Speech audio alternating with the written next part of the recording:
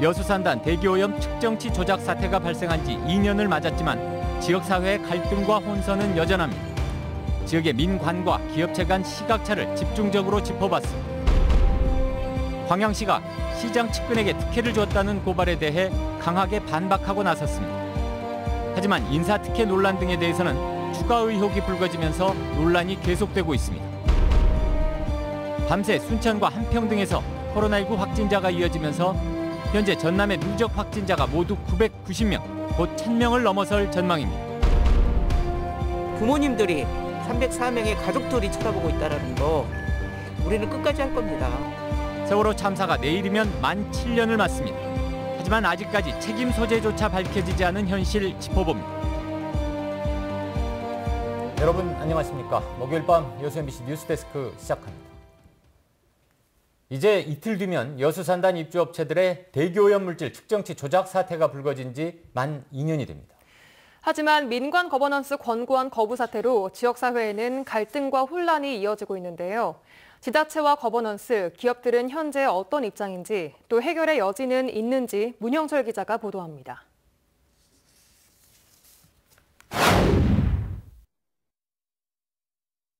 민관 거버넌스 권고안 거부 사태의 핵심은 여수산단 주변 환경 실태 조사 등 2건의 연구 용역입니다.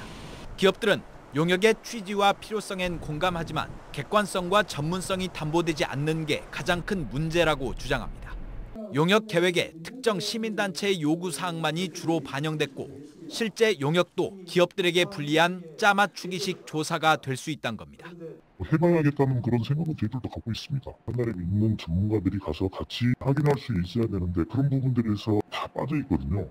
용역 결과에 따라 보상 문제 등 후폭풍이 뒤따를 수 있다는 점도 기업들이 우려하는 부분입니다. 기업들의 입장에 대해 전라남도는 용역 계획은 다양한 의견을 종합적으로 고려해 거버넌스 차원에서 결정한 것이며 시민단체는 더 나아가 용역을 무산시키기 위한 억지 주장이라고 맞서고 있습니다.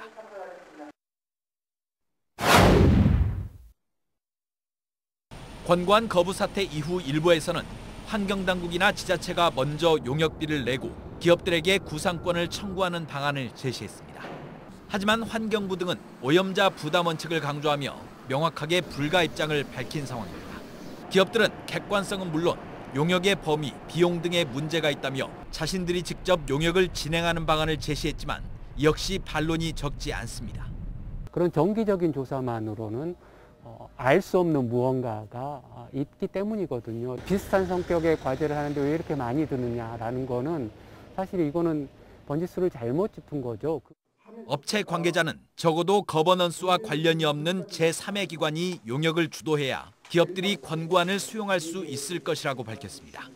반면 전라남도는 계획대로 용역을 추진하되 용역 진행 상황 전반을 검증할 수 있는 별도의 위원회를 두는 방안을 해법으로 제시하고 있습니다. 지난주 각계 대표들은 연석회의를 갖고 기업들에게 오는 17일까지 권고안을 받아들이라고 요구했지만 수용할 가능성은 거의 없습니다. 그나마 기대할 수 있는 건 다음 주 예정된 간담회입니다. 부지사 등 도 관계자와 여수산단 주요 입주업체 공장장들이 참석해 용역 계획과 금액, 수행업체 등을 두고 의견을 조율할 것으로 보입니다. 현재로서는 양측의 입장이 확고해 결과를 장담할 수 없는 상황.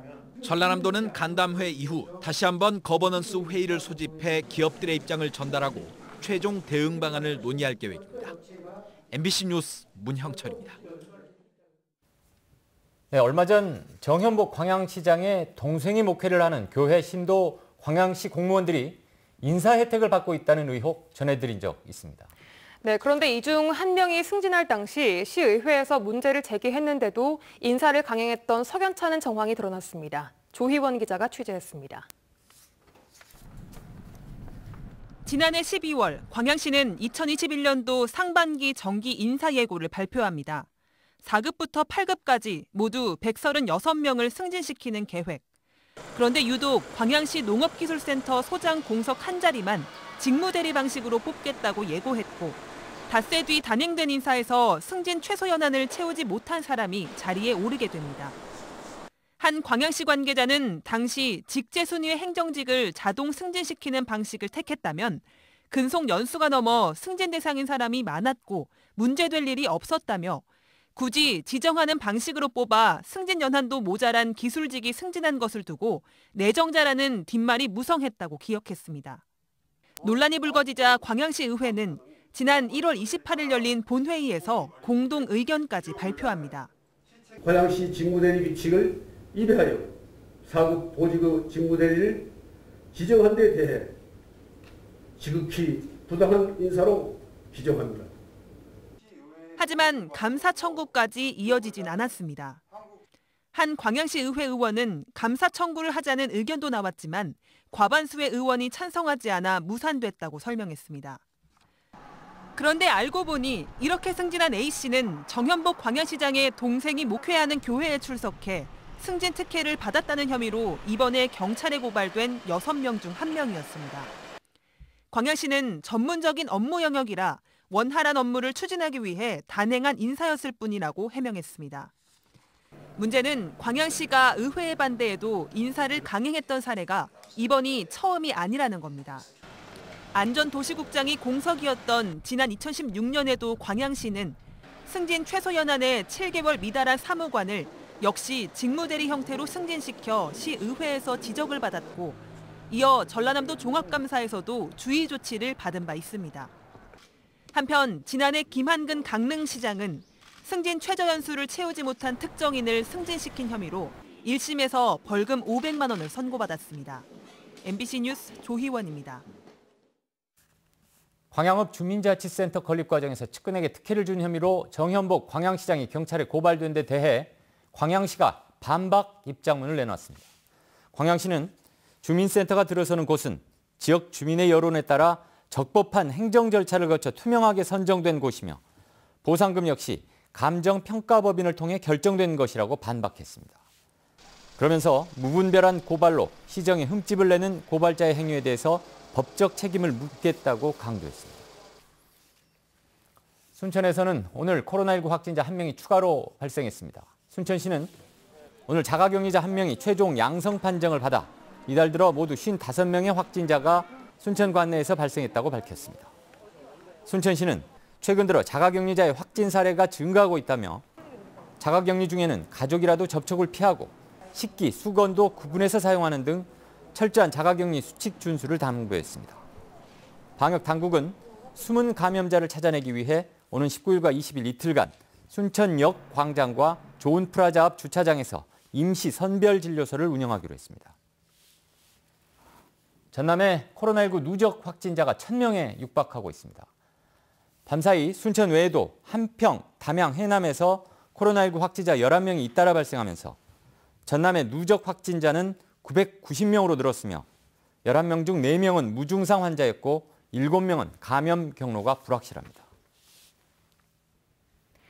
여수 국가산단 비정규직 노동자들이 장시간 노동과 저임금에 시달리는 것으로 드러났습니다.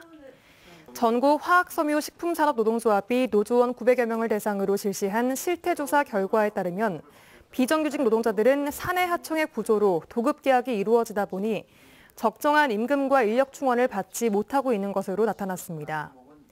노조 측은 이 같은 실태조사 결과를 바탕으로 오늘 토론회를 열어 원하청 이익 공유제를 도입해 대기업의 동반 성장 노력을 이끌어내는 방안을 해법으로 제시했습니다. 일본 정부가 후쿠시마 원전 방사능 오염수 해양 방출을 결정한 것에 대한 반발이 이어지고 있습니다. 전남도의회는 성명을 통해 전 세계인을 방사능 피폭자로 만드는 무자비한 폭력 행위라며 일본 정부를 비난했습니다. 또 오는 21일 임시회가 열리면 곧바로 일본 정부 규탄 결의안을 채택할 계획입니다.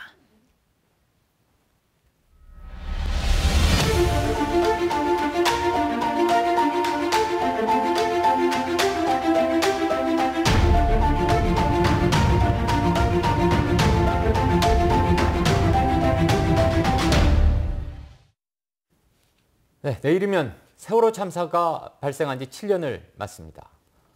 그동안 승객을 버린 선원들과 안전보다 돈을 택한 선사, 구조에 실패한 해경까지 줄줄이 법정에 섰습니다. 그러나 책임 소재는 제대로 가려지지 않았고 재판 결과는 모순과 허점투성이라는 지적을 받고 있습니다. 양현승 기자입니다. 세월호가 침몰하던 현장에 가장 먼저 도착했던 목포 해경 123정. 승객들이 선내에 대기하는 걸 알면서도 퇴선 유도를 하지 않았던 123정장은 징역 3년을 확정받았습니다. 이에 반해 참사 5년이 훌쩍 지나서야 뒤늦게 기소된 당시 해경 수뇌부들에게 내려진 1심 판결은 모두 무죄. 재판부는 당시 통신 상황이 좋지 않았고 지휘부들이 승객들이 퇴선을 하고 있다고 오인했을 가능성이 있다는 이유 등을 들었습니다. 법률가들은 이 같은 판단은 국민이 구조 세력의 오인 가능성까지 고려해 스스로 살아남아야 한다는 부당한 메시지를 줄 수 있다고 비판합니다. 이렇게 되면 다음에 또 이런 참사가 일어났을 때 누구도 현장에 가려고 하지 않을 겁니다. 현장에 간 사람들은 처벌이 되는데 책상 앞에서 모니터만 보고 있었던 지휘부들은 현장 상황을 몰랐을 가능성이 높기 때문에 처벌이 안 된다는 거거든요. 각종 의혹들이 해소되지 않으면서 지난 2019년 어렵게 출범했던 세월호 특별수사단의 수사 결과도 유가족들에겐 허탈감을 안겼습니다.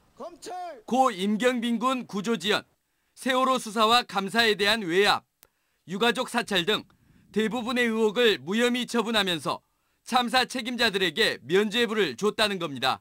범죄자가 그렇게 결과가 나왔다고 범죄자가 아닙니까? 예, 우리 아이들이 250명이 쳐다보고요. 희생자 304명이 쳐다보고 있어요. 그리고 우리 부모님들이 304명의 가족들이 쳐다보고 있다는 거 우리는 끝까지 할 겁니다.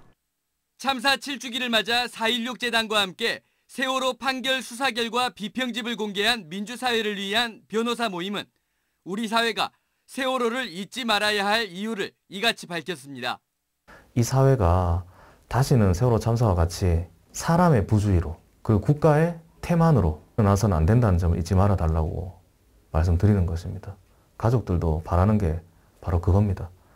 우리 가족 말고 다른 가족에게는 이런 일이 안 일어나도록. MBC 뉴스 양현승입니다. 세월호 참사 후 7년이 흐르면서 국민들의 관심은 점차 희미해져 가고 있지만 여전히 세월호를 잊지 않고 기억하려는 사람들도 적지 않습니다. 특히 참사 당시 초등학생이었던 지금의 중고등학교 학생들은 세월호 이야기만 나오면 가슴이 뭉클해진다고 합니다. 그들의 얘기들 직접 들어봤습니다.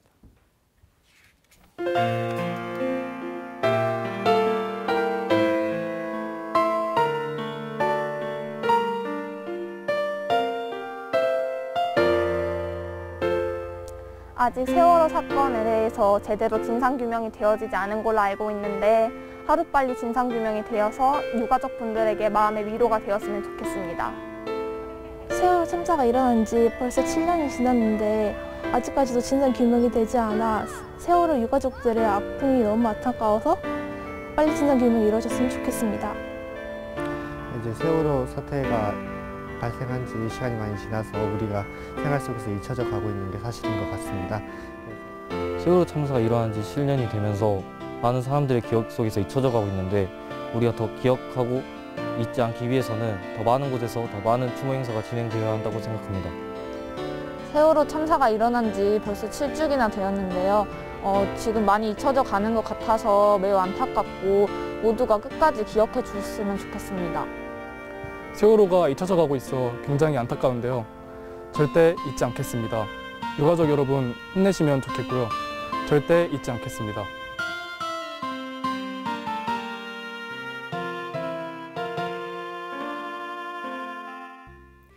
다음 소식입니다. 여수시와 국립광주박물관 여수흥국사가 내년 광주에서 열리는 여수특별전의 성공 개최를 위한 업무 협약을 체결했습니다. 이번 협약에 따라 각 기관은 전시 기획과 유물 대여, 홍보 활동 등을 공동으로 추진할 예정입니다. 내년 5월부터 8월까지 국립광주박물관에서 열리는 여수특별전에는 전국 박물관에서 수정하고 있는 여수 관련 유물과 흥국사 불교 문화재가 전시됩니다. 순천시가 2023 순천만 국제정원박람회 붐 조성을 위해 튤립 알뿌리 10만 개 나눔 행사를 엽니다. 순천시는 오는 20일 순천만 국가정원 동문주차장 일원에서 드라이브 스루를 통해 튤립 알뿌리 10만 개를 시민들에게 무료로 나눠주는 행사를 개최합니다. 영유아 보육시설이나 노인 복지시설은 원예 치유와 교육 자료로 활용할 수 있도록 오는 16일까지 읍면동에서 사전 신청을 받습니다. 전라남도가 민선 7기 새천년 인재 육성 프로젝트로 추진하는 변화를 선도하는 경제마당 첫 행사가 오늘 광양에서 열렸습니다. 전라남도는 오늘 오전 광양에서 기업인과 기관 단체장, 도의원 등 60여 명의 지역 리더들이 참석한 가운데 서울대 김난도 교수가 강사로 초빙돼 바이러스가 몰고 온 브이노믹스란 주제로 조찬 강연을 진행했습니다. 전남도는 이번 행사를 통해 지역 기업의 성과를 공유하고 비즈니스 협력 모델을 발전시켜 나가는 혁신 글로벌 리더 양성 교육을 지속적으로 실시할 계획입니다.